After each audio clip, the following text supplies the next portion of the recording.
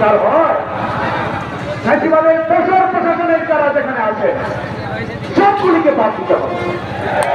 সুতরাং আমরা বলবো যে জুলাই সনদ করতে হবে, জুলাই সনদের আইনগুলো ভিত্তি দিতে হবে। জুলাই সনদ যদি করা না হয় আমাদের আন্দোলন আবার হাত ফেলা হবে।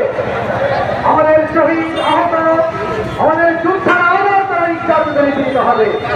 তাদের নিশ্চয়তার জন্য, তাদের নিরাপত্তার জন্য, দেশের সার্বভৌমত্বের নিরাপত্তার জন্য, দেশের স্বাধীনতা সার্বভৌমত্বের জন্য জুলাই সনদকে আইনগত ভিত্তি প্রদান করতে হবে।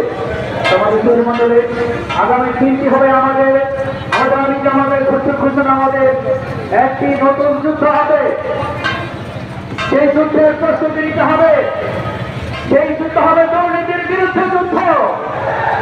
দুর্নীতি আমাদের দেশে হবে না। দুর্নীতির বিরুদ্ধে আবার যুদ্ধ করতে হবে। সেই যুদ্ধে বিজয়ী হতে হবে আমাকে, এই যুদ্ধে বিজয়ী হতে হবে আপনাকে, সেই যুদ্ধে বিজয়ী হতে হবে বাংলাদেশকে।